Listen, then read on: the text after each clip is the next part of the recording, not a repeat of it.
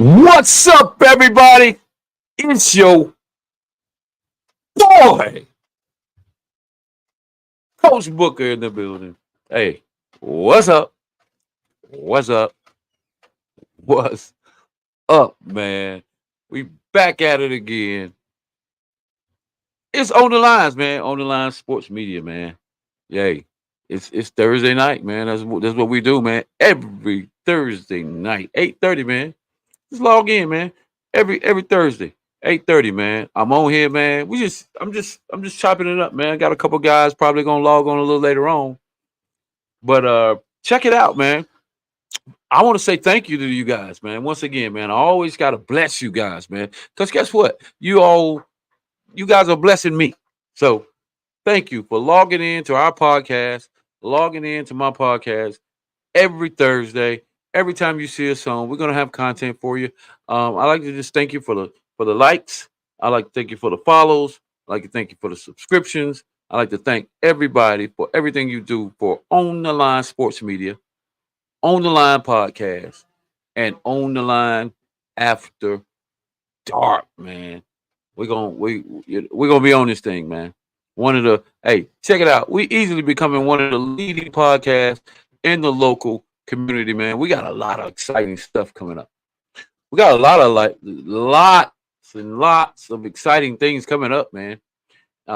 In the youth football community, in the middle school football community, and the high school football community, we're gonna reach out to a lot of kids and coaches and teams from each division. High school division, and we also gonna have some college guys on here, man. We connected over here on the lines, man. We got some alumni guys out there. We got some guys still playing college football, man. Come on, man. We're doing it big right here on the lines, man. All you gotta do is log in, man. I'm your host, Coach Booker. Hey, yo, boy, giving you all the local what's happening, everything that's happening in youth football and middle school football, and we're gonna cover some high school football. We're gonna cover some high school football, man. But we got some guys. As a matter of fact, I want to give a shout out to my man that's doing a lot of the high school coverage, which is Matt Morrow, man. I follow you, man. I follow you big time, Matt Morrow. You do a great job on your shows, man. And we want to be you one day, but not quite like you because you're doing something a little bit more than what we want to do. So we want to thank you for covering and covering and giving our high school athletes that exposure, man. I think Matt had a Coach Morrow or Matt Morrow, but he had a showcase, man, showcase camp, man, where he goes out, man, and he showcases these high school kids, man, and he gets some of the top high school kids, man, even get kids from out of town, other states, man. And Matt Morrow is showcasing these guys, man, and they leave with offers. They leave with college offers, and that's what's exciting about going to some of these camps. So Matt holds a really, really nice camp. As a matter of fact, a couple of years ago, my son went to a Matt Morrow football camp over at Mallet Creek, man, and guess what? He left with an offer. He got offered by Mississippi Valley State, and that's super big, man. When you get a college recruiter that offers you a scholarship, boom, based on your performance at the Matt Morrow Showcase. So shout out to Matt Morrow for the camp that you put on for these kids, man. We really embrace the fact that we have that platform right here in Charlotte, man. So no excuses, man. Get your kids out to these camps, man, and potentially get them an offer, man. Get some exposure. Get them some exposure, and also switch gears with. Let's shout out to Twin at WEA Sports. He put on a nice camp over at West Charlotte High School, man. A lot of the top middle school kids, man, came out and they really had a good time, man. And the coaching and the training was absolutely phenomenal, man. Great training for these kids, man. And another outstanding platform, amazing platform that you can get on. If you want your kids to advance in the sport, learn a little bit more about the game and what's going on in Charlotte, man, man, stay hot on these guys. Matt Murray, he always got the hot action about what's going on in high school sports. WA Sports is covers a lot of different topics, a lot of different topics, and including middle school, including high school, and other topics, man. So very proud of those guys, man. And with us, man, here on the lines, man, we talk about a lot of different things. We got three different ways that we get the word out to you, whether it's through our exclusive interviews with power plays here in Charlotte or across the country. We do power play interviews, man. We try to get the most influential. We try to get the most influential guests, sit them down in the studio or talk to them, be online, and just try to get them to speak out about what's going on in the Charlotte local area and anything that's trending that we need to know about, man. So we're gonna always talk to some power plays, man. Yep. But my love, my lane is youth sports, man. I always give it up to my youth sports, man. My guys out there in youth football. But we need to talk about something, though. Let's talk about this, and y'all can leave some comments in the comment section. All right. So I'm just gonna ask you guys, man. When I was growing up, I can tell you one thing that just didn't happen. 5 years old, man. What do you think about kids playing youth football at 5 years old, man? I'm talking about tackling, helmet, shoulder pads. First of all, the only helmet and shoulder pads that we used to wear at 5 years old is the ones we got for Christmas that mom or dad used to wear. Had probably, I might tell my age a little bit right here, but it had like the little two bars. Had like the little two bars. It really didn't have any padding in the head, so automatic concussion. You know it. But and it had this big bubble head, like the helmet was like a big bubble head. So that's the only football uniforms we got at 5 years old back in the day, bro. Like we didn't. We got guys out here, man, that's playing football at 5 years old. They got the upgrade helmets, man, the Shuck helmets, the all the top helmets, man. I seen kids out there in some of the top name brand helmets at 5 years old. So my thing is, what's the advantages to playing football at 5 years old? It could be, I'm sure there's some advantages, but also certainly there are some disadvantages to playing tackle football at 5 years old. How necessary is that?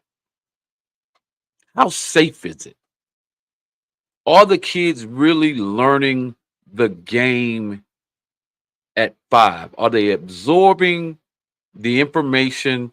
Are they being taught? Because you have to be kind of a special coach. Also, shout out to all the coaches that's out there coaching 5U football. Shout out to you for coaching 5U football because I can't coach 5U football. I would be an absolutely terrible 5U football coach. It just wouldn't happen. At 5, I don't think I would do very well. I don't think I could deal with the attention spans, man. Like the picking grass and throwing rocks and the and running backwards and fighting at the line of scrimmage, wrestling, and I don't know. I don't know. It'd probably be a little tough on the old ball coach, man. Especially when I'm used to coaching, you know, I'm used to coaching the older kids. But 5 years old, but still, what are the advantages for you guys out there that's coaching 5 years old? Type something in the screen if you're listening, if you're out there, parents that allow their kid to come out and play football at 5. Because let me see, that's 5. They was just now 4, 3. Come on, dog. They just now got out them diapers and potty trained and all that, man, and terrible tubes and all that. How do you play football at 5 years old? I don't know. And they actually have real equipment for 5-year-old football players. What do y'all think about it? Is it is it just cute? You know? Excuse me, y'all. It's Thursday. Friday's tomorrow. Just a little something to loosen up a little bit. But at 5 years old, man, what is really the benefit? Matter of fact, I'm gonna ask a guy that I got one of my guys coming on, man. I knew he was coming on. I'm gonna talk to him because uh he has a younger kid, baby boy, that, and I'm gonna get his perspective on 5 year old football. Hold on. I'm gonna add him to the conversation. It's your boy Tony B. What's up, Book? Building, man. And that man, I'm just sitting here chilling, man. You came in at the perfect time, man. 'Cause one of my topics, man, was what's the advantages or disadvantages to playing football at 5 years old? Like, I'm talking about tackle. Like I was saying before you came on, the only tackle football uniforms I used to get was like for Christmas when my dad and my mom used to, you wake up that morning and they got this big That old huge plastic helmet.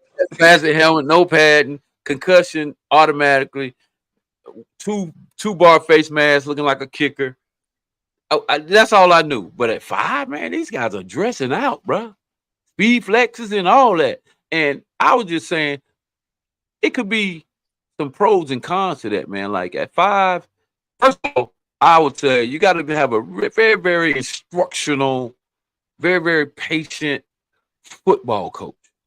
And I don't know how many of those are out there. You got to be very patient and because that 5 year old kid easy attention span can easily get away from you, man. But what's the advantage to even doing that at 5? Is it eventually a burnout, or what do you think? You got a kid. How old is Blake at this point? 5. 5. I knew it. Perfect. 5 year old. Give me some type of perspective on a 5 year old playing football. Make some sense out of it for me. I'll tell you this, man. We started with Bubba and Jalen them at 6. Mm. And then you know how we all went through those progression with those kids. For my son, I'm afraid of the burnout, man. Really? I'm afraid. Yeah, because at this point, I just want coordination and want him to be engaged with competing and understand what competition is. Even though in most of the sports that he do, they don't even keep score, but he understands winning and losing. I'll never forget, man. It was a kid. I don't know. You remember AJ? Shout out to AJ. AJ graduated today. Yeah, AJ. But, AJ little brother played, man, and he was 4. And that's when I was younger in the coaching, man, and I coerced his mom into letting him play. And a little boy knocked fire out that kid, man. Meanwhile, AJ little brother ain't played football since. Oh Lord. He's a basketball player. And I was, like you were just saying, I was going through it and I was saying, well, ain't no 5-year-olds out there that's gonna be able to hit him like that with that much aggression. With the plan that they doing now, it's different. So for me personally, man, I'm with taking it slow. Right. Because I don't think it's structured the way that it should be structured. Like, for instance, the field should be smaller. Should be cut in half. I think so. Yeah, and I think it should be a different way that they play the game. Like, everybody should line up in a certain distance, so it's not that much force from running, 20, 15, 20 yards back from a safety hitting somebody or blindsiding somebody. So I don't know, man. I just think it's too much at an early age. But that's me being a man of my age thinking that now. I did not think that at 25 years old. I would have just I used to be totally against it. And I'm not saying I'm against it now. I just don't quite understand the real benefits of it. How instructional is it? I like to go into some of the practices to see how much of the basic fundamental, football are they teaching these kids, or is it just as long as you got a kid that are they teaching anybody else other than the running back? As long as you got a kid that can run the ball and he knows exactly which way to go, get to the edge. All you got to do, to me, at 5 years old, all you got to do is win the edge. If this Right. 5-year-old can win the edge, he good to go. Not and they don't even know how to set the edge with with your receivers or tight ends. They probably don't even know how to set the edge. But as long as that kid can get around everybody else, that's just all I see at 5 years old. That's it. I know they. I've been to games because my nephew plays, so that gets me back out there on Saturdays. But they, oddly enough, those kids are pretty skilled. I watch the cornerbacks, and a lot of them throw passes. I mean, it's unnecessary, but Wow. Yeah. they do it. So, I mean, it can go both ways, man. I just know it ain't even for me. It's not so much for the physical. I just don't want to force my kid into that, and he doesn't want it. You know what I mean? Right. I don't want that for a 7-year-old because. But one thing I do feel like, Book, if you wait too long, I think the game can get away from you. You think the game has evolved or evolves every what few years? It evolves into a different game where you could easily get uh behind in the game, or it's just getting the aggression that you need to play the game. I think the It, biggest thing is the contact. Like, can the those kids contact. deal with the contact? Yeah, Because you got to think a lot of the flag, and then now with the introduction of heavy 7-on-7, that's taking a lot of contact away from football too. So a lot of those kids just want to run and catch. They don't want to. They don't want to hit nobody or be hit. right. And then Well, with a lot of the rules that's put in place to protect the players, some to protect the players, in my opinion, it softens the game up a little bit. But I mean, they're taking the contact out of the sport anyway. So like we spoke about, a few weeks before, I could see 7-on-7 becoming a sanctioned sport in high school. one of the most dangerous sports in high school. No, Is that becoming what a you? sanctioned sport in high school. Oh, a sanctioned sport. Yeah, like Okay. seven on Okay. seven Yeah. or flag, Yeah. Potentially. like with the girls. Yeah. Yeah. With the girls. Well, potentially, but I don't know. I don't know, man. Football is America's favorite sport, so it's gonna kind of hard. It's gonna be Yeah. hard to see that, but I wouldn't doubt that. I wouldn't doubt that, but I just don't see the. I don't know. I don't So know because going through it 2 times, having kids who were successful in sports. You saying you wouldn't do it in 5? my kids didn't play at 5 anyway, but that was a Oh, they little didn't. while back. No, my kids didn't. My kids played flag until they was 7. Oh, okay. Yeah, my kids played. We played flag football until this Coach Hawk. I'm gonna add him to the stage here. Yeah, Mike. What's up, Hawk? What up, fellas? Nothing, man.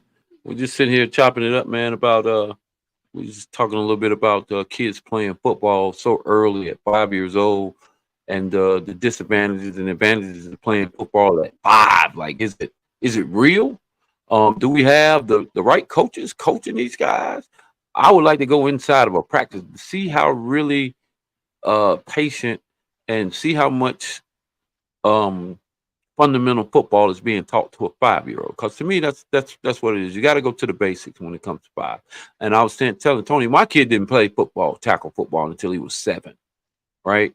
Hmm. Um, Other than that, it was flag, and he never really asked at 5 or 6, and I don't think it was very relevant here in North Carolina, 5 years old when my kid was coming up, who's now in college, and one's already graduated from college. So it's a little bit more relevant now.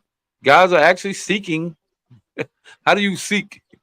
You start scouting. We'll start scouting kids a year too early. So you can scouting a 3-year-old, a 4-year-old. That's wild to me. That's I don't crazy, know. man. I That's crazy, mean, bro. cool. It's cute. It's happening. It's a thing. It's actually a thing. What kind of offenses and defenses do you develop? How do you? I don't know. What's the so the least you've coached 6-year-olds, right, Tony? Yeah. I've never coached. I've never coached 6-year-olds before. I've only coached 9 and up, or yeah, 9 and up. I've never coached 5. I would be I'm gonna an tell you this. absolute terrible coach at six, Hey, 5 and 6 man, years. my brother was really good at it. I'm not that good at it Yeah, he was. because He I don't have was the patience. right. It Comarion, takes a right? lot of patience to command 6-year-olds with their attention span, especially a 5-year-old. So actually, to be honest with you, Booker, I think the lowest as far as the age division. I know you was a president of a vice president of the league before. I think 6 was the youngest, wasn't it? For a long time. For It a was long 6. time. It was 6 didn't. 7. 6, yeah, it was 7. 6 didn't. 7 5 and and 6 didn't right. exist in football for a long time in AYF football. And I remember yeah. in the spring they started doing 6Us because in the spring they would do even numbers. Yeah. So it'd be 6U, 8U, 10U, 12U. That was it right there. Yeah. Yeah. That was the structure. That was the structure. But So I in that structure book, I think the 6 was kind of to prep the guys for 7U in the fall. Yeah. For the starters, but which they kind of do with flag now. But actually they went to the flag and then they went back to the tackle. Yeah, that's true. I think maybe the parents just in a rush to get out there and I don't know. I'm not doing I don't know. I don't think it's I just don't think I just don't see a huge benefit in starting a kid at football, tackle football at 5. The flag, yeah, absolutely. Let them get after it. And I understand what you're saying. If you don't get him out there after a while, so he can overcome the fear of being hit, right.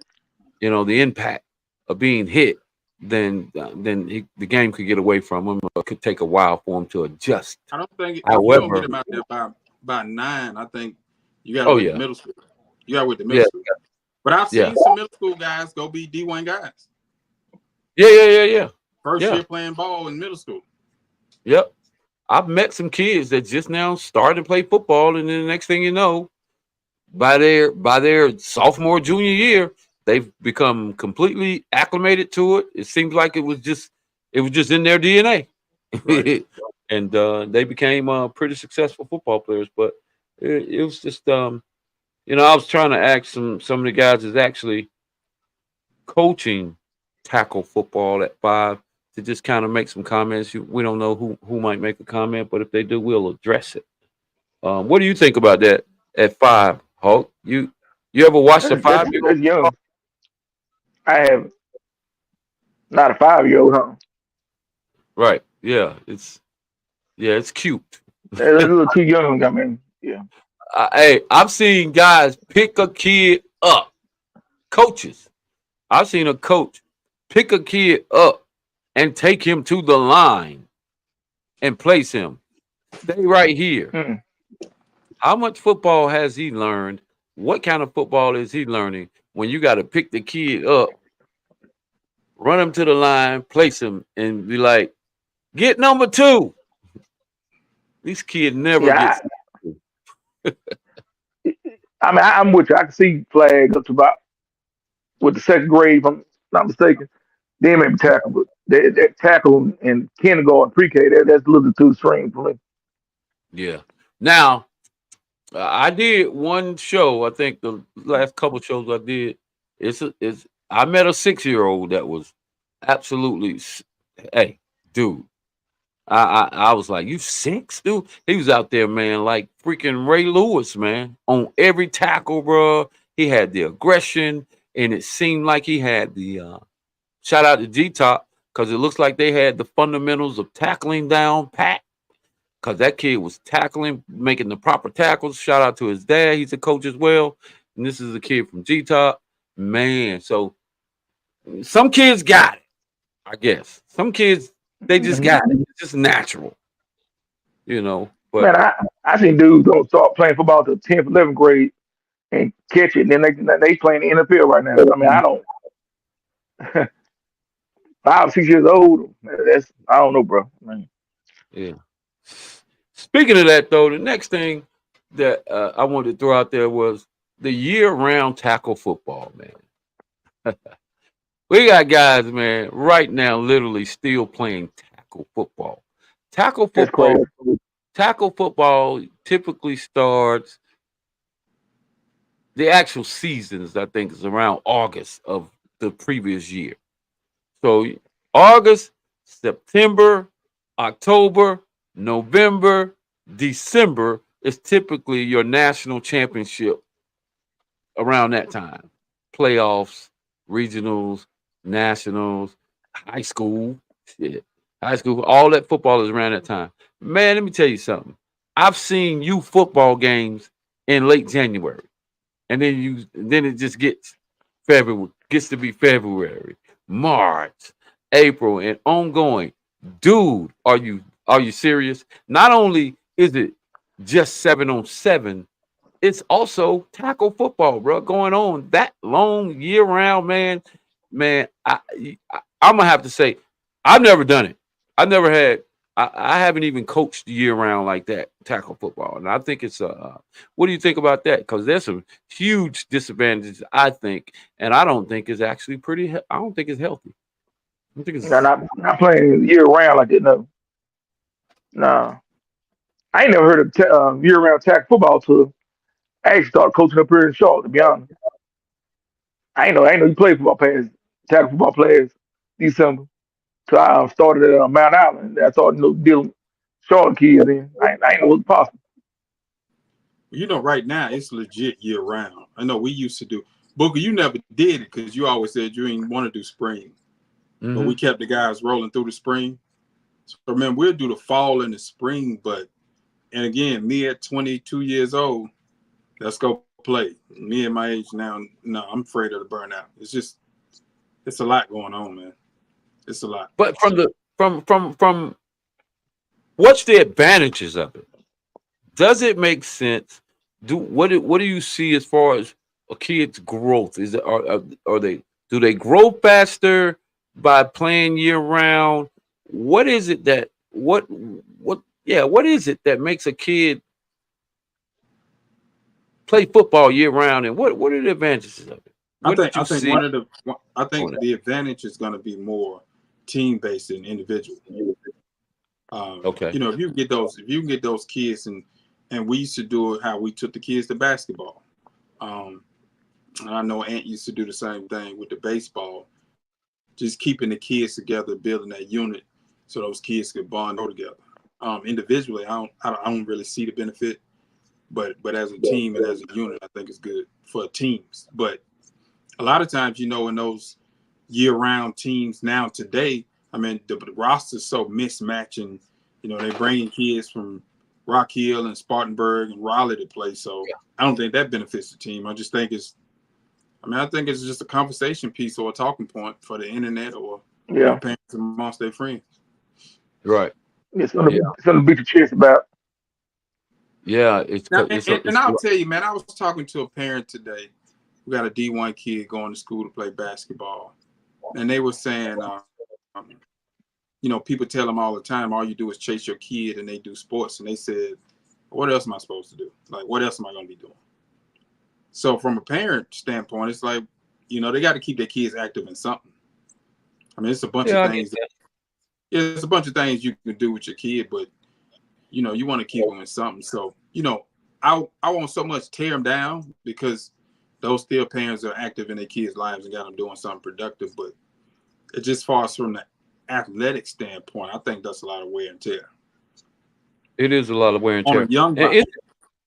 but it's so many other uh, it's so many other resources out there that can continue to keep your kid get your kids help him Right.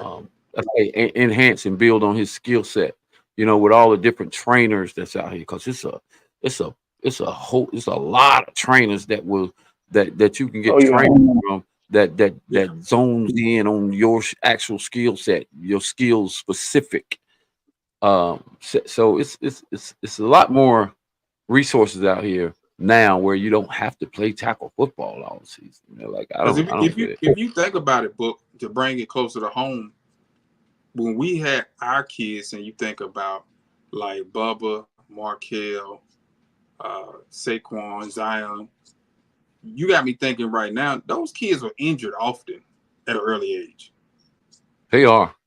They were. Yeah.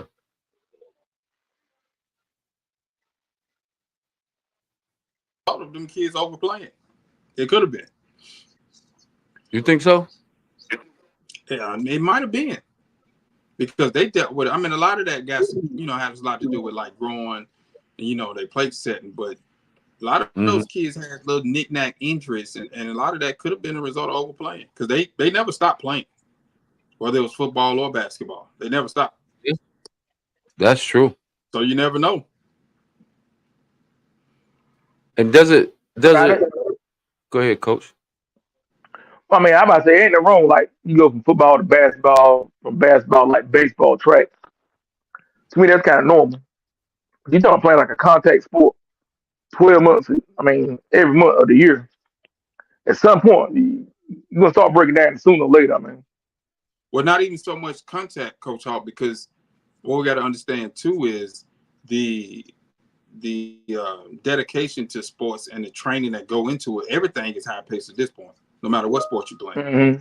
So if it's Hmm. baseball, football, basketball, like that's high intensity training, meaning you're in a gym and you're working with a coach or a trainer. You're not just playing games. Mm-hmm. Like every kid today has a trainer. Yeah, So that means you yeah. training 4 days, 5 days a week, and then you playing on the weekend. Like, so it's really like a, like it used to be like an off sport, something you just did for kicks. They don't do that anymore. Yeah. Is it at what age do you think it's time to make a choice at Tenth grade. what sport it is that Tenth grade. you're gonna I think play? it's I think it's 10th grade.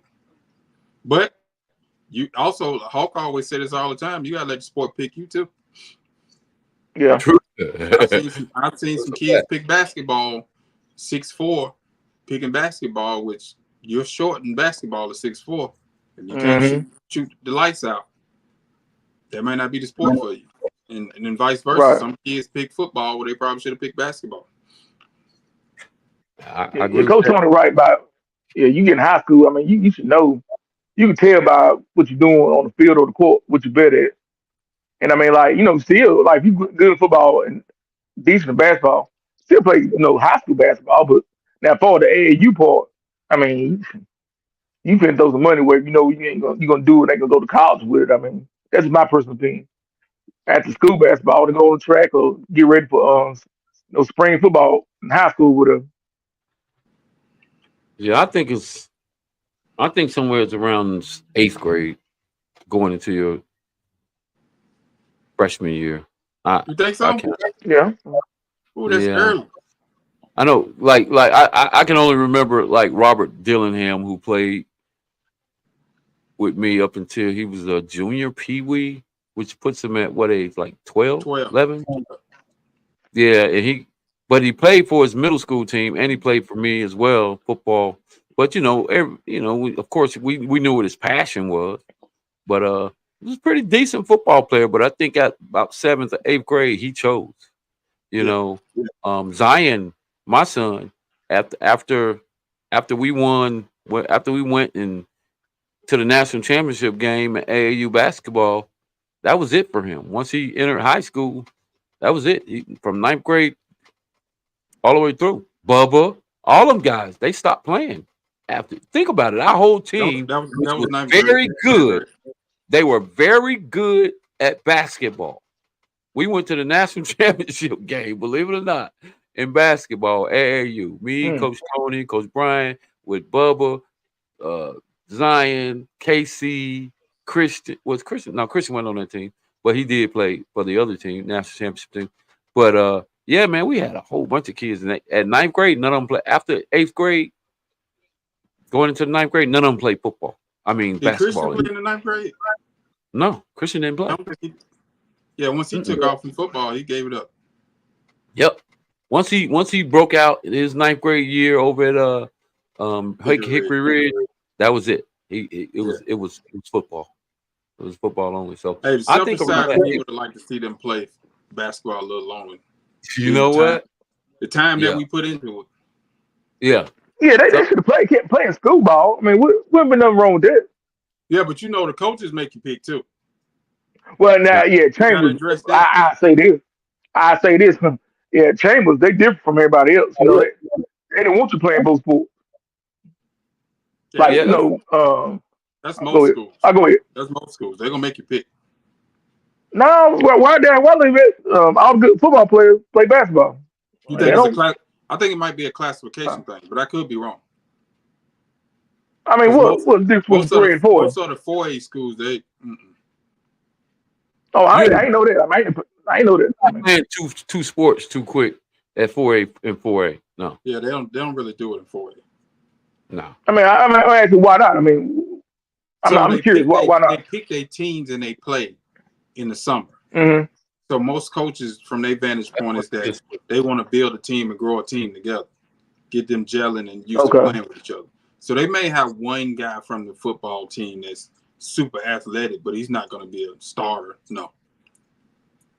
Yeah, Mm. I was about to make that point too, because when Zion had definitely thought about going out, I know but that. it was almost like they had their team already pretty much picked. Yeah. So you had to be They- super Okay. duper special to come and play basketball at Chambers or at Mallard Creek. You had to be very special. I think So it'll probably be honest with you, Book, it's probably in that situation, probably a height thing. I think KC played varsity maybe his freshman year, yeah. but it's rare. It's rare. Like Zion was definitely good enough to play basketball. Like well, all Mhm. the kids were, but it's rare.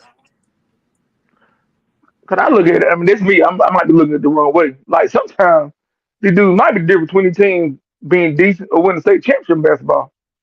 That's I mean, Yeah, but they I try to think try to establish a culture and a team, and it takes away. This is the mind of a coach, as I see it. It takes away them mm, being building that team when they got football players, basketball. I mean, baseball players. They want you to be the basketball players and commit to that program. I mean, it's almost the same thing on the football field where coaches want kids to play receiver but don't want them to play running back or DB. You know what I mean? So mm-hmm. it definitely happens. because the kid Daniel was almost a two-way player. I don't know what happened with that. He's a pretty decent he had the, football too. he Uh, had he had the wrong people getting us there. That's what happened with him. yeah, I think Daniel liked basketball a little more than football though. I coached against Daniel in middle school, and I'm telling you, well, we seen him at Chambers play also, but he really didn't dive into it. Daniel was like that in at football. yeah, Oh, I heard a whole And lot about to be honest with you, height wise, it probably could have meant a lot of money for him too, yeah. because he was really the opposite. He played the opposite of James, Jim James. Yeah. right? Uh, I And talked. Daniel at that time might have been slightly more athletic than James. Yeah, he was. I think so. Well, I used to talk to Dan like all the time, like I used to ask him about the. I mean, he like a urban legend. Everybody talking about he was just as good in football as James was. Yeah, And he told me himself that he, I guess people just talk to him or whatever. Cause I heard he like at James he do stuff out there that James wasn't doing. And I'm like, you mean tell me you could have both them on the defensive end with Brandon Palmer and Swin? What? well they No. had him for a little bit. I mean, he played a Yeah, couple of they games. have a little bit. You're right. Yeah. They say Daniel. I mean, they say he was special. He was a 4-star in basketball. They say he could have been a 5-star in football. He'd have That's been what five. everybody tell me. He'd have been 5 star. Yeah, I say he they say was. he was like that football. He had the Yeah, measurables and everything. Bro. he was Yeah, just yeah. like James, a freak athlete. James was kind of different kind of freak athlete, but definitely, you know, coming off those Mm-hmm. legs, those two guys. I mean, that's just a Yeah. problem. Just height alone. That been a major problem, bro. Hey, Major problem. at the end of the day, D1 athletes, regardless, whether it's on the Yeah, well, he's hardwood, definitely D1 whether and on flourishing at UMass. He's doing pretty yeah, good at UMass too. yeah. Mm-hmm. I like Jalen. Jalen look like he might be doing pretty good at UMass as well, right? Oh, Jalen's balling, man. Yeah, Jalen, yeah. Jalen's balling. Yeah, we don't talk too much about the basketball players, but we got a few basketball players that's actually out there balling. Yeah, Jalen's I was kind of definitely. surprised Oh about the yeah. kid from what's his mom's name? You know what I'm talking about. He played in Cabarrus County though. I think he transferred to a HBCU though. Thompson, Oh, you talking about Seamus' nephew, Jaden. Yeah, Jaden. Yeah, Jaden? Yes, Jaden. Yeah, I think he's going to Winston-Salem. yeah. Going with Salem State. Yeah, he is. Yeah. He actually I thought, played this year too. Yeah, I thought he got an award. Yeah, He made he played. maybe all conference team or something. Yeah, he definitely played. I watched him. I watched him. Well, pretty much any game that they had on TV. I watched him. I watched him play against Carolina. Yeah, he played. Jaden Thompson, that's his name, Yeah, right? Then I top, think, yeah. I Hmm. Yeah, think he and I haven't talked to him about it, but I think he just wanted to get on the floor, man. right. Which is something I was talking about with a parent today too. And the question I asked was, are because I've seen it firsthand, like are those kids prepared for just being patient with the process? No, And I think some of those No, stars, because we've seen them with our kids in football, like some of them are, some of them aren't prepared for just being patient. you got to be in love with the process, man. Yeah, You got to right. be, you know what I'm saying. You got to be in love with the process and know what the end results could potentially be, man, and know what kind of kid, what kind of athlete you could potentially end up at the result of waiting, waiting and fighting through the process and getting through that process, man. you It's think a there's lot. people out there teaching the process? Well, yeah, I think so. Because the I think process, and I asked that because the process is new. for who The process is for just very new. yeah, it is for all the athletes, college Yeah, athletes, and high school. You're right. You're because a right lot because of them, I mean, you may be in a situation where you don't have time to have patience yeah, because they're not because giving you patience. They finna and boot it's you out of funny. here. Yeah, and it's funny Yeah, that you might be excluded. You know, yeah. it's funny that you say that because I'm assuming everybody's process could be potentially different, right? Because these Absolutely. kids can get acclimated to, let's just say, for instance, and I got to use my son because that's my experience. So, watching him go through at Western Carolina, being recruited by specific guys that had a process that was, helping him grow, and then all of a sudden they're gone. Like the whole Hmm. all the guys that recruited him, his receiver coach, the offensive coordinator. So now it's a whole new process, right? So you got these new guys with different philosophies and their process and their program is different. So now here's another process that I got to get through. Now this is nature of the beast, though. I guess the same thing with high school football, man. Guys moving around all over the place. I get it. Better opportunities come open. You got to take care of the family and everybody. Some people are inspired to get back to the game, closest as close to the like my nephew. He coaches. He's an offensive analyst and assistant offensive coordinator for UNC Charlotte, Jason Barnes. And he tells me, he said, I'm just trying to get as close to the NFL or back in NFL as I possibly can. So every opportunity that opens up, he takes it. If he goes to the SEC, Hmm. he's a step closer to the NFL again. So a lot of these guys, man, ain't you're right. There's no process. I mean, it is a No, process. it's How do part you of the get business, man. I mean, how do you get acclimated to a process? Because there's no 4-year process anymore. Uh, no. uh Right. you know what I'm saying? Hey, There's no book. process. I tell the kids all the time. You might be in college and have 3 or 4 coordinators in the whole time you're there. Don't fall in love with the coach because like you saying. I know you, Nicky Barnes. I know him real good, and he Right. right. Them cats, man. As soon as they get an opportunity, they out. Yeah. Yeah. You seen my man Block over there at UNC Charlotte. He in the NFL now. He just left. I guess this week he got hired by the Panthers. So I mean, Wow. that's just part of the game, man. So how does that impact the mindset of these kids walking into I We, think we so. got to we got to teach them that while they're in high school. Like Rondell, for example. We come back from Troy. I should have told him. I said, bro, these are good dudes down here, but they winning. Hey man, they might be gone next year.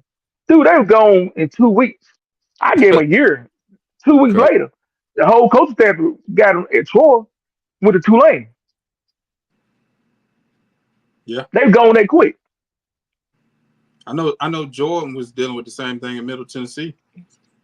Yeah, He, yeah, he he did. Yep, showed it. grew Yep. close with the linebacker coach, and coach got out of there, and they had to have some meetings, and he was telling me that he was nervous because what if the coaches don't like a 5'11" linebacker, which could happen. You know what I mean? Exactly.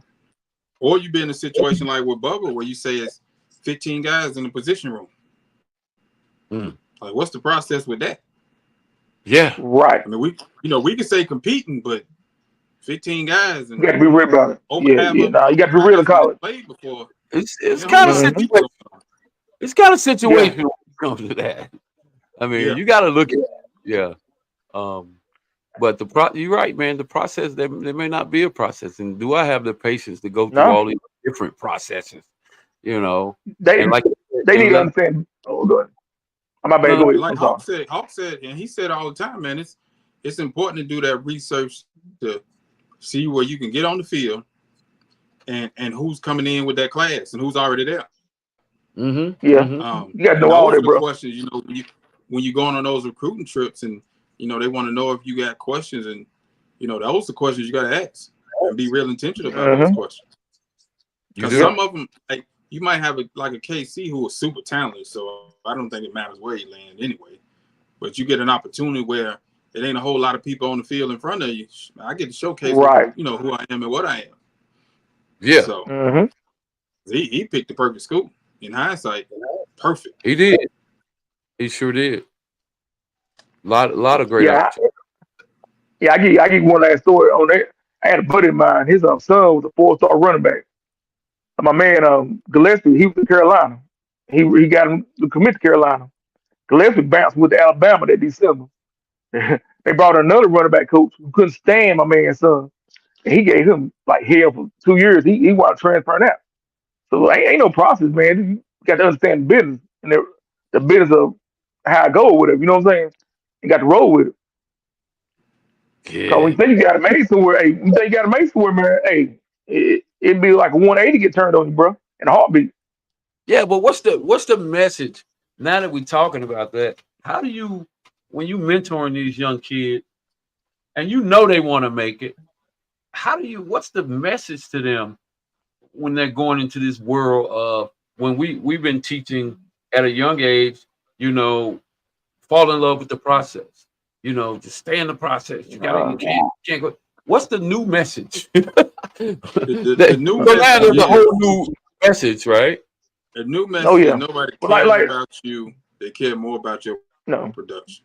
Period. It's what you can do. No, do a full research on where you're going to. Is to me, it's more of what have you done and what are you doing right now.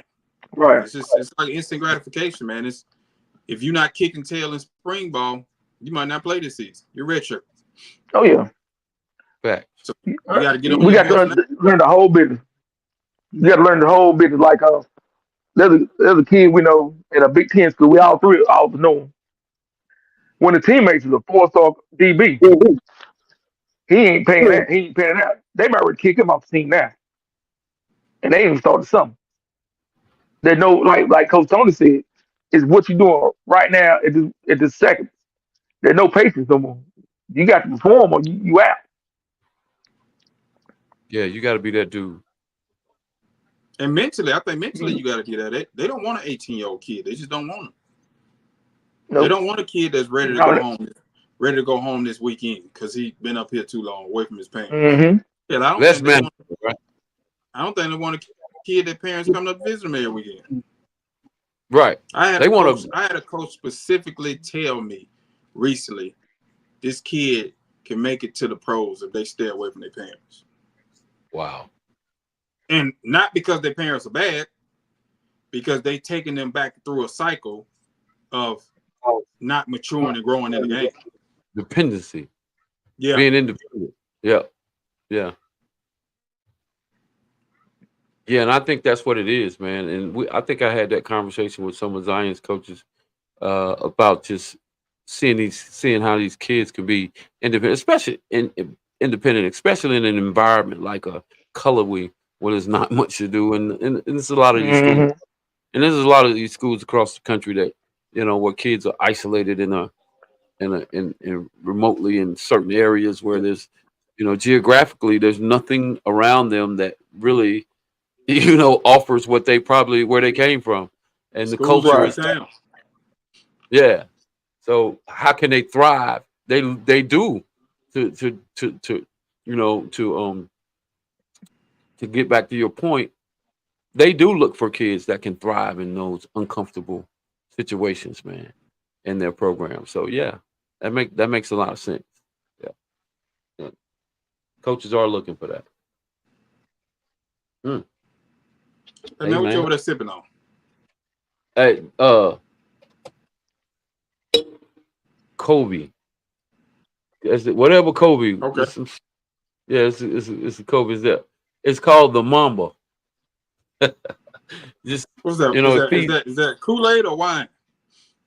No, it's whatever Kobe left with us, the mentality that helps you Oh, okay, I create got that you. Mamba mentality.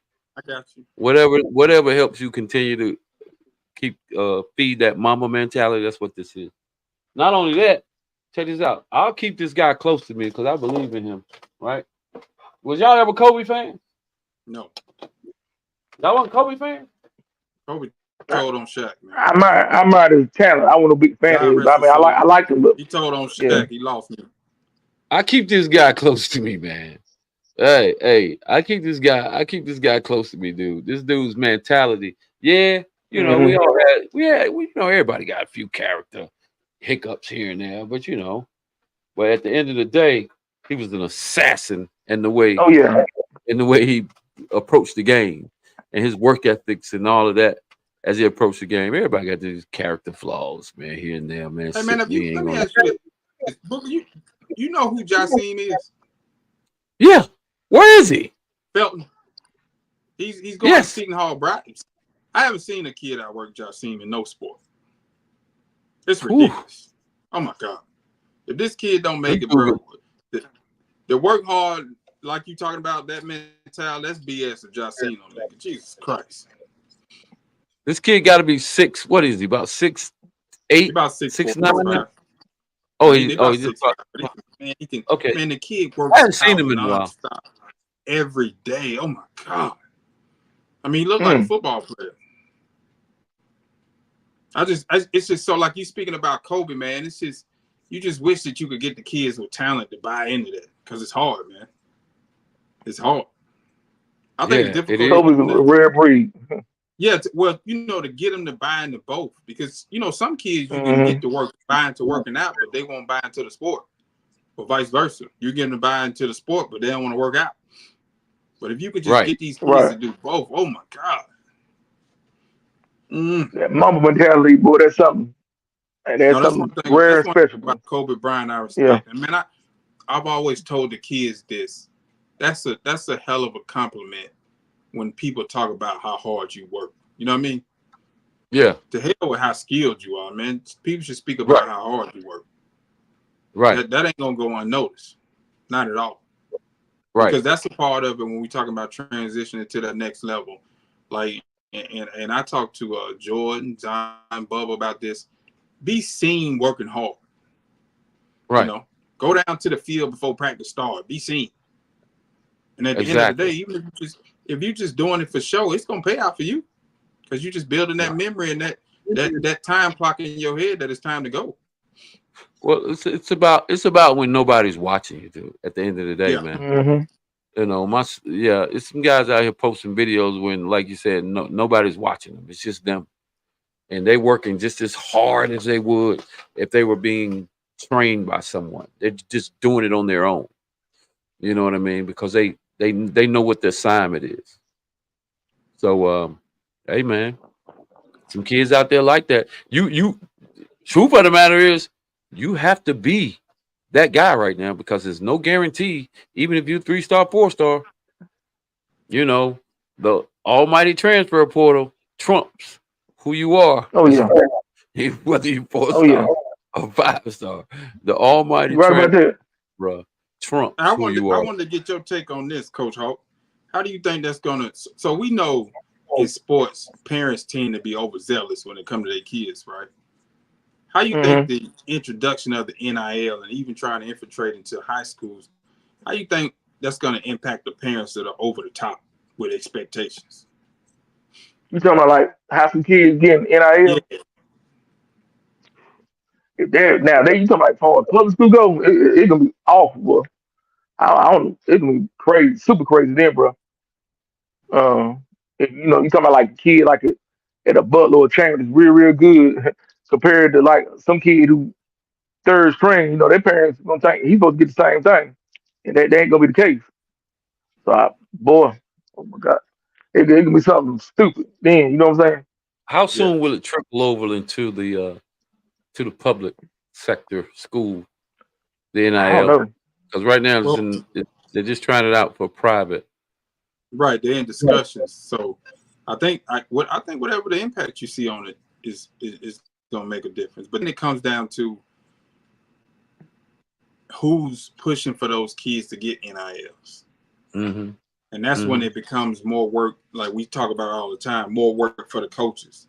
So people like Hawk, who's a recruiting coordinator, like, is he the one getting little Johnny the NIL, and why didn't you get my son the NIL? You know what I mean? Yeah, Because yeah, it's going to force the parents to, okay, you want your kid to get an NIL, go talk to your job and get them to sponsor them.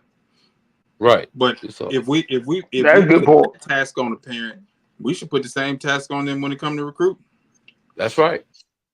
Be intentional about getting your Because kid what you want them to have instead of pointing the finger at somebody else because he's not getting. right, because to get like the point in high school, I tell them same way as in college. They you only gonna the only ones who's doing something is the ones who actually getting the money. Everybody don't get paid. So if you like a All American or 4 or 5 star, then shoot, you might get Picasso's or stats. Somebody come out and throw your deal or whatever. But if you just some second, third string, nah.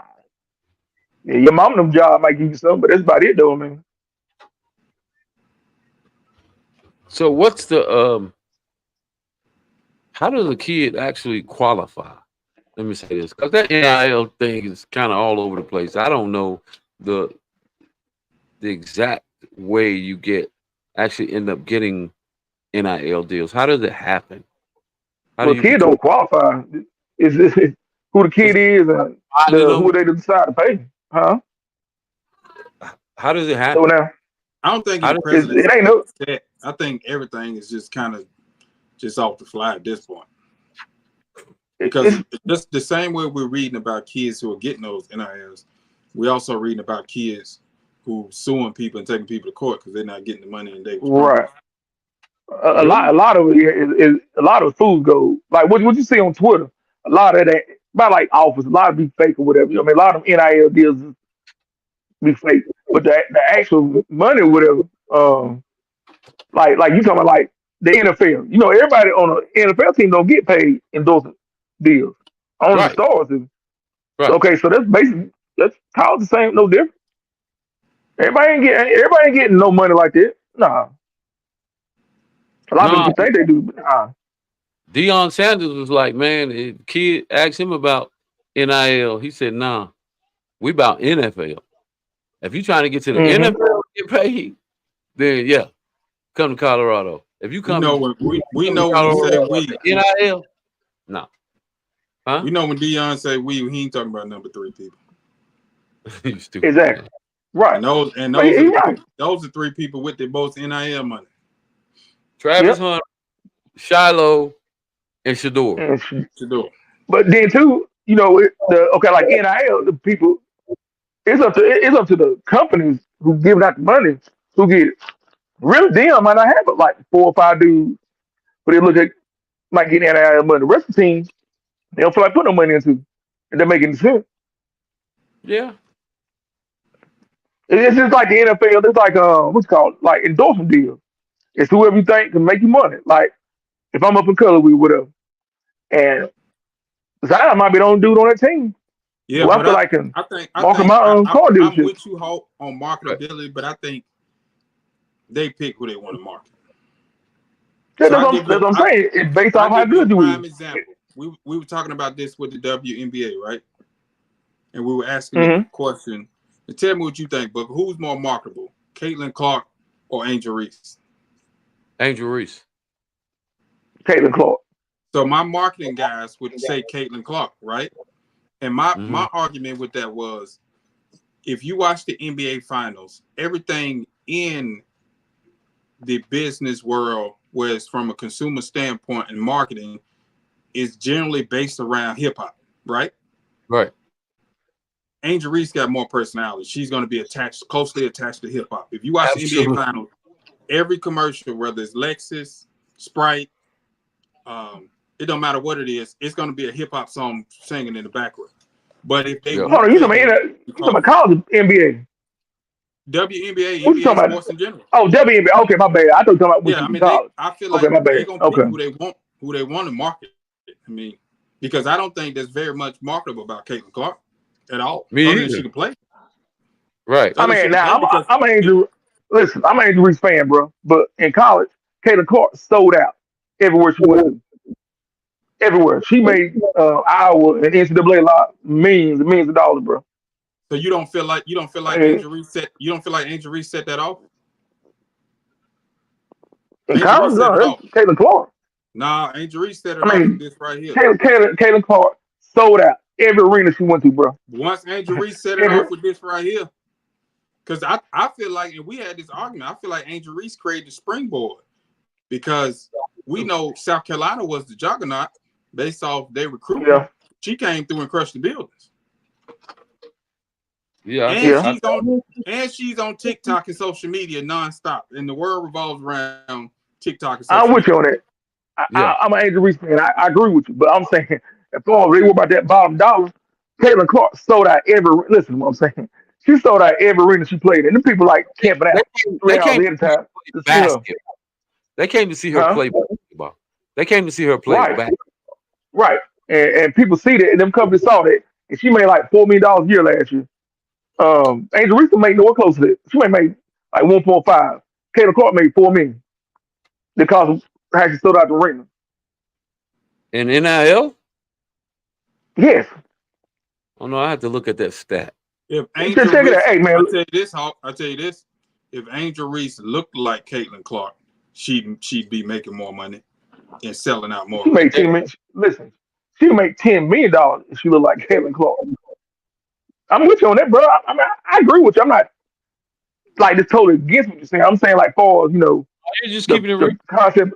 Yeah, I'm saying like that person sold out every ring she went to. And then people look at all them dollars going in there because man, I ain't really watch basketball, women's basketball like that. I mean, they like it, but not like that. Not selling out every arena like that.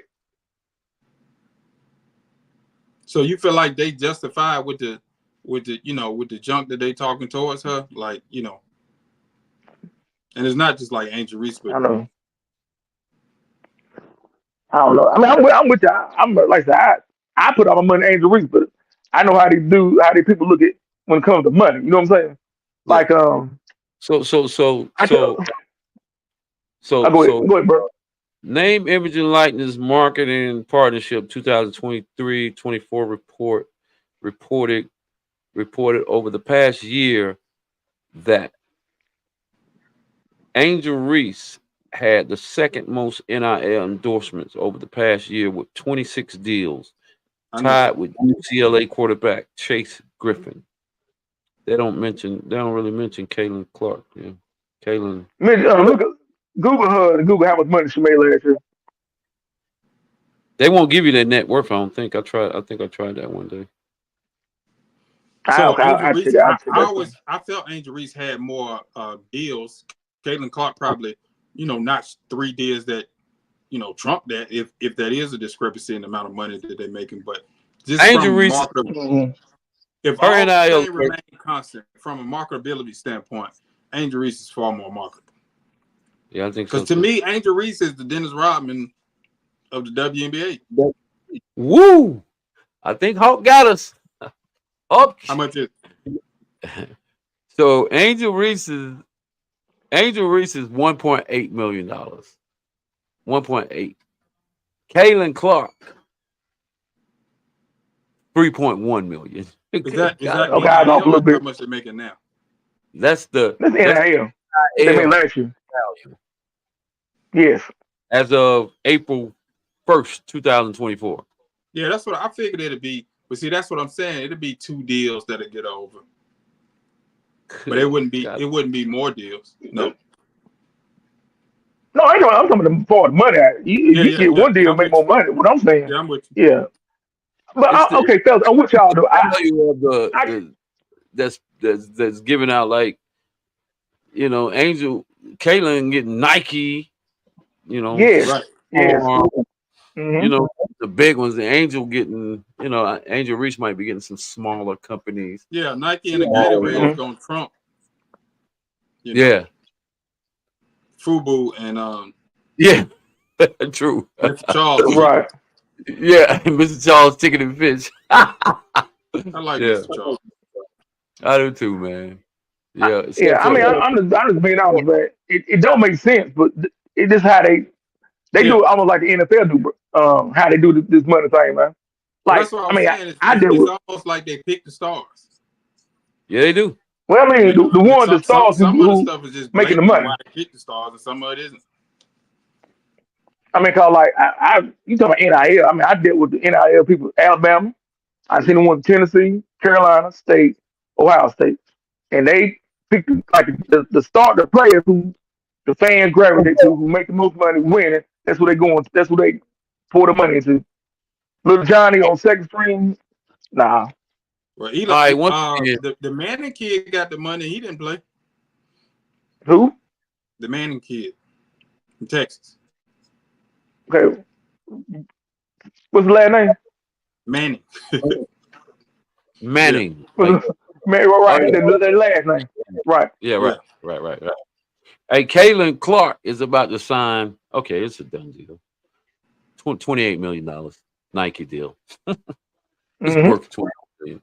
So yeah, hey, it is what it is. Angel still I ain't paid. saying yeah. Oh yeah, yeah. Angel play. I'm a huge Angel fan, but I understand how they do go about looking at money. Whenever I took who that me, Nunu, Jeremiah, and Tyron, we went to Alabama. Now I don't know why they tell us the information they telling us, but they broke down to like Bryce Young, Will Anderson, the other the cats who the star players, what they were getting in NIL. My mouth hit the ground. I'm like, whoa. And stuff he told her, he probably shouldn't told her. But it's based off the players who deserve to sell, who's on ESPN, the magazines. That's who get the most money, man. I Wow. often wonder what those kids do with that money, like how they manage it. Right. Who Well, manages it? well, Because well, some listen, of listen, them make more than listen. what you'd make in the NFL Yeah. They as might, a they might fourth not or make. They fifth might. round pick. Okay, yeah, like the guys who got drafted who come out low, yeah, then, but now the second, first round, that's something totally different right there. It's a lot of guaranteed money But right there. but right, but see, they got people at them schools who like help you with the money, like with you as Coach Tony. They got financial advisors who help out with this stuff. Yeah, That Alabama set up so I can't. You got to see it. They don't have to leave off that for that football facility down there for nothing. They got their own dentists, their own doctors for the. They ain't got to go nowhere. You know what I'm saying? yeah. I never Except heard anything about they them. ain't got That to. code. They got their own dentist office, man. Yeah, I ain't that's the first time I've seen it. It was Alabama. That's crazy. I mean, But they ain't got to leave for nothing. Yeah, Only time that's they hey, got like to stuff leave make like you want to. for away That games, make you bro. want to start your kid at 5. Say what? Maybe that's why we just solved our own. We just answered our own question, man. That's Yeah, why you right. it's the Yeah, that's money. why right there. Yeah, it's the money. Yep. yeah, it's crazy, man. Cause hey, man, we good where we are, man. Western Carolina, we're good, Yeah. baby. We just trying to get on the field, baby. And Western We just Carolina trying to, giving out money too. we just trying to get on the field. Hey, did you know this kid? Man, this kid selected number one this year, man. They gave him number one. The coaches called him, and the coaches called him on a FaceTime, and they were all looking. They was all trying to switch numbers. I guess not all of them, but who would earn the number one? Because their number one running back, he wore number one. He ended up going transferring to Pitt, so the number was out there. A couple more numbers as well, and they called him on FaceTime since he'd been on break and told him, "Hey, man, you've earned the number one." I said, "Dude, you know what comes behind being number one, dog." Mm-hmm. In anybody's program, when they see number one come out of the tunnel, out of the locker room, line up, you got to be that dude, dog. Hey, listen, you can't just wear number one, man. Just be running around out there, dog. You gotta make some Right. plays. Man, that's Dude pretty wearing cool. number one this year. Dude wearing number one this year, man. Against That's North pretty. Carolina State, Thursday night, August the 29th, Carter Finley Stadium, Western Carolina and North Carolina State. That's gonna And be something. it's game, hey, book, in the games like that, where like if he get out there and put on the show, That's it. that'll jumpstart him for everything. I'll take That's that one game right there. give me that. Give me I'll that. take that one game. Just put up some numbers, dog. Put Put up up some some numbers. numbers. That's all you got to do. Y'all might get scorched. Y'all might lose by 4 touchdowns. Put up some numbers, dog. That's Yeah, it. they He might put not up lose. And trust me, like eight them, D- catches, 8 catches for like 170. yeah, Man, them DBs ain't like. I mean, they can ball, but come on, man. We can play football. We can play football versus them guys. We're gonna see. It's gonna happen. well, their defense ain't gonna be like it was last year. I mean, unless they, not the offense gonna be Who at better, but NC that State? defense, NC State, yeah, that defense ain't gonna be like it was last year. They were I pretty could be good. wrong, but they pretty good. But they can be young in a lot of areas on defense. Now Man, offense, this they should have a Trump tight on offense. Offense, they gonna be pretty. Defense, I don't know. They've gotten So that Hollywood's Hollywood's in a situation where he got to try to emerge as the number one guy now, man. Because he fighting. How do you go? I mean, well, I'm saying you see you the go, running backs they got in, bro. huh? You see them other two running backs they got in there. They got that kid from Duke who's a He nice. 6 year grad Yeah, dog. yeah, yes. Dog. Hollywood ain't played real football since his junior year in high school. It's in Chambers, yeah. Right.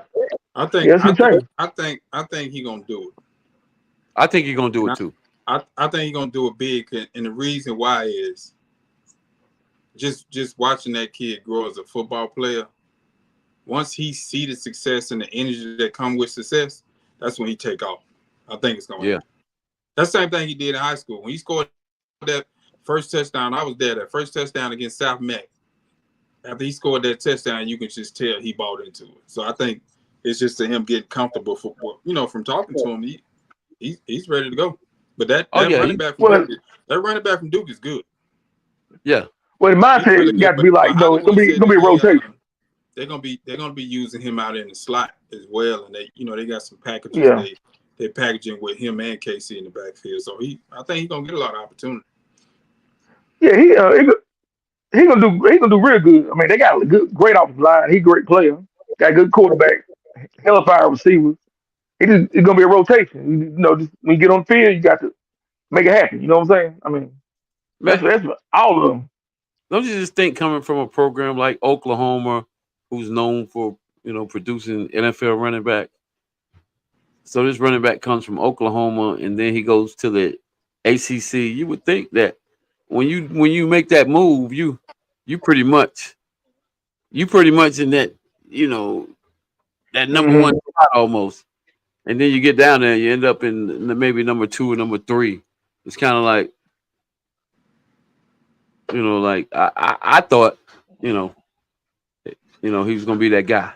I didn't know I the think kid from Duke. I think he'd probably be two based off experience. Yeah, I think he'll be two. I Not think I he'll mean be. I mean like going into camp. Not so much ability. I think that's probably more experience because that guy played and played Hmm. well. So 6 years. yeah, what we seeing with the NIL is, I mean, not the NIL, but the transfer portal. They want the older guy with the experience. Yeah, they do. Yeah. So you Yep. mature on your own time. We're gonna go with the old guy, but I mean, you gotta think it's at Oklahoma. They were deep down there, man, in the run back. Hmm. It was deep. I Yeah. mean, They how had many four they like stars they have? Oh, they had a number of them, didn't about they like 6 of them. Yeah. they? Yeah. And they Running were So trying back. to Yeah. you get 4 or 5 4 stars. It's like okay, they all 4 stars. Now, which one the biggest and which one the fastest? That's what we're going with. Hmm. yeah, because Hollywood said they was down there. They were trying to change his body Yeah. to one of them big bruising Yeah, he in said they between wanted them to run tackles. hard between the tackles. Yeah. Who was the running back? Former running back. Um, Start a NFL. D. Ryan. I'm playing for Cowboys. Marcus. Yeah. I I can't remember the name of this. Man, I y'all just got a Cowboys. name. He played for Y'all, Cowboys. Yeah. Look at do nothing for us. What's his name? God, I forgot the dude's name. Murray. DeMarco Murray. Murray. Yeah. DeMarcus Murray. Murray. Yeah. Yeah, he was trying to change his body type. I'm telling you, I'm gonna go with Zion Booker's gonna have a breakout season. He's out of there. Hollywood is gonna have a breakout season too. And I think Jalen Bowden is gonna have a break. I'm gonna tell you who yes, sir. I'm gonna tell you who I heard was the sleeper. I heard Markel Quick was a guy that couldn't nobody do nothing with. Wow. I can believe it. Ain't no sleep. I can believe that, bro. I want to see that. I can see that. I can believe that. Yeah. See Markel Quick. I can believe it. Yeah. And Yeah, the hungriest person that I've talked to, that Jordan Thompson boy, he ready. Ooh-wee. He ready. How is he? What does he look like? I know he kind of still. They were going with the undersized type of deal. Yeah, he I talked to him yesterday. He right at about 220. Mm-hmm. So he ready to go in and play. So he's playing. He's on the field. He's gonna play. Yeah, he's gonna play.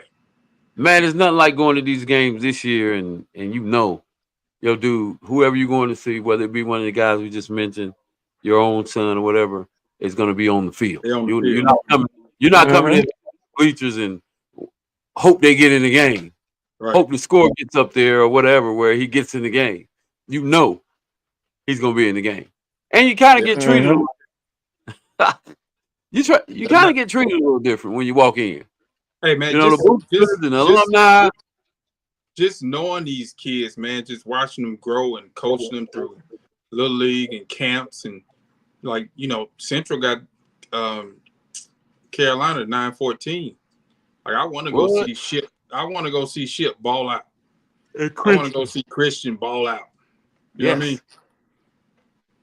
Looking forward to those games, especially when they competing. That Tennessee and NC State at the stadium. Boy, that's gonna be a game. Ooh, that's crazy. That's gonna be crazy, man. Yeah, man, y'all get your tickets, man. Come on, man. Thursday night. I know it's a Thursday night. Y'all gotta. Oh, I'm be there. Y'all coming up? Yeah, I'll be there. I'm on the road this year. I'm catching everybody game. I'm doing it. You burning the roll up on Saturdays? Yeah, I'm doing it because I don't think my son gonna play football, so. I want to get him to visualize the game and become a fan of the game. I think that'll help him be a better player. Yeah, get him in that atmosphere. Yeah, get him atmosphere experience. He love it. Yeah, man, it's gonna be very exciting to watch those kids actually get on the field. Because I'll be at my son's game, man, on my phone. I could be at Zion's actual game trying to figure out. What KC did, what did KC do this week? Did Christian play this week? You know, you're on your phone at the game trying to see what these other guys, these other kids are doing. So you know what though, like I know it was like I went and saw Christian play twice last year, and just like last year, just seeing him in uniform make you feel good. Like they wanted the guy running out of that tunnel. It's I want to see you beat the guy. Yeah, because they all got the potential to do it. Yes. Hey, I'll tell you what I did see today. Tell me what you guys think of this. I've seen it twice. I've seen James Pierce projected to go to the Panthers, and I seen Robert Dillingham projected to go to the Hornets. So you know what I said? For me, selfishly, and I'm a Panthers and Hornets guy. Absolutely not. Don't want to see it. Me either. Not coming back home. No. I do not think a professional athlete should be in their hometown or region. I just don't think so. Now we ain't gonna turn down the opportunity and the money, but I just don't. What you think, Hawk? I don't think that's a good idea. Well, unfortunately, they got a draft, so they draft, man, nothing to do about it. Man, I see James in Carolina, but I think Rob going to San Antonio. He ain't gonna fall down to the Panthers. Now, Robert Dillingham, I think he's going to fall. He ain't falling that far. The He gonna fall Hornets, asleep. the Hornets are picking 6. So the Right. one I He saw falling today, of for. course, they just mock drafts, but they had them picking Reed Shepard at 4 to San Antonio. Hmm. Now, But ain't I nothing seen wrong it. with going 6. San Antonio got I 2 seen picks. them. Number 4 Right. They pick, got 2 They picks. got 4 and 9. 7 pick, 4 and 9 or Is it something like 7 that. or 9? I seen Rob going to the Spurs at 4. Now who picked? When did Houston pick? The second or third pick. But Houston the here's the Rockets. thing. When they This is pick? what you got to think about, though. The Hornets picking him wouldn't be a bad pick. And I'm going to tell you why. It gives them leverage to trade LaMelo, who never plays because he hurt. And they compare him with Brandon Ingram. I'm not Brandon Ingram. What's the guy's name? The new guy. Brandon Miller. Miller. So it wouldn't be a bad pick for them. It wouldn't. I was just thinking about that today. Like, I just don't like to see guys go home. Like, go somewhere. Yeah. There's too many attachments at home. I get what you're saying. Me either, But Tony. Dillingham ain't falling for, bro. I don't want to see it, bro. Nah, that Rob ain't falling for, bro. You don't think he can fall to 6? Nah, he going for it. Yeah, I think Rob can fall to 6, 7. He'll be in the top 10. I It's gonna do be a know that. lottery, but The only way he fall that far. 6. The only way he fall to 6 if he do bad then these combines. Nah, he's not even participating in the He's not combines right participating. now. But that You be the gotta only think- thing he fall. That be really. I go ahead. But the draft is going to be, in my opinion, is going to be based on need before talent. So I think talent going to come into play around 5 to 9 to get the best available player. And Rob is definitely the best. He's definitely the best available player when it comes to talent. Yeah. San Antonio. If Rob is around on that second pick for San Antonio, Rob's going to San Antonio. Yeah. Going to San Antonio. Period. Because I picture Rob playing Wemby. Wemby, how you say that? And in 3 years, they could be NBA champion. Well, it ain't that easy. No. That's how Golden State built it. Now, okay, that's how it works. You get through 2 or 3, huh? Yeah, you're right. I'm with you. I don't know about NBA championship, but they're gonna be right there in the. They're gonna contend. What they contend for? Look at Golden State. Look at all the other teams that had these that pick right for 3 or 4 years. They won a championship within like year 5 or 6. Man, I'm gonna tell you this.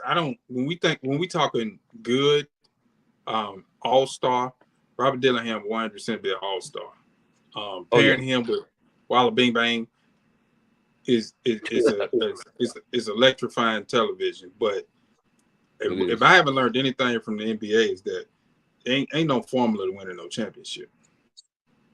No, because if you look at all the picks and all the players that the Hornets had, and they don't even make the playoffs barely, and every talent that leaves the Charlotte Hornet goes and plays on the team and be an X factor in the playoffs, like PJ Washington. They let him go. You got Malik Monk. They let him go. Yep. So those are guys, Kentucky guys that can play, but ain't no perfect formula for that. Because who would have thought that the Mavericks, would be a force in the playoffs like that, or the Timberwolves? Let me say the Timberwolves. I mean, really, who plays for the Timberwolves? Nobody. They got nice guys. Man, we don't watch them much being over here. They don't really have no superstars like that. Edwards is emerging, but other than that, no. Not a superstar. So we'll see though. Man, there's so many draft predictions, man, on who's gonna go what. It's crazy. Because some of them don't even have Rob going in the lottery. Well, they don't have Rob going in the lottery. I don't see like a couple of them lotteries. I ain't seen a whole lot of San Antonio with that 4th pick. If I'm being selfish, that's where I want him to go. But I also see a lot of politics. I see a lot of politics with that pick, whether they should pick him or Reed Shepard. Reed Shepard, Houston Rockets could pick him at 4. Yeah, could pick him at 4. But then he comes at 6, and then 7 is Portland at number 8. Mm, that could be Dillingham. Oh, and then they got 9, Orlando, Dillingham. We'll see. Well, yeah, man, we're gonna go ahead and close this thing out, man. Appreciate you guys getting on as usual, man. We respect y'all's knowledge, man, and talent you guys have, man. And I'm calling y'all, man, all through the season, man. I know y'all guys are pretty busy, gonna be real busy, man. Friday Night Lights coming up. What Butler Oh looking yeah. like? Chambers, Tony. Hey, we'll talk about that at a later date. But yeah, hey, man, I'm looking forward to following you guys, man, and getting on the sideline in the bleachers, man, on Friday night, man, following you guys, man, and I'm I sure you mean, guys gonna you media, you get in the game now. You ain't even got to pay. absolutely, man. I got me a media pass. Oh, really? Good, good, good. Yeah, Yeah, that's smart. Real good. we got media passes, man. Come in there with the cameras, stand on the sideline. There you go. You know what I'm saying? We're gonna be right there in all the action, We're gonna have interviewing you the in the locker players. room, man. We're gonna have you in the Yeah, locker room. yeah, man. We're gonna be interviewing players Pre-game because I and know a lot of post-game. kids out there, so they're gonna see me out there, coach. Stopping for some interviews and stuff. So it's gonna be nice to be out there, man. But overall, just rubbing elbows with the guys on the sideline, man, and getting down in the trenches, watching you guys get after it. So we're gonna close out, man, until next week, man. Matter of fact, next week got a nice little guest. I'm gonna talk to y'all about it, man. See how y'all feel about Okay. the guy that's coming up on next Thursday night, man. We're gonna get an opportunity to get him right here on the lines, sports media, man. We're gonna interview him, and but I'll let you know who it is. I think you'll get a kick out of this guest. All right, Y'all boys Okay. take care. Okay. till then, man. I'll holler at y'all boys. All right, fellas. All All right. right, peace. All right.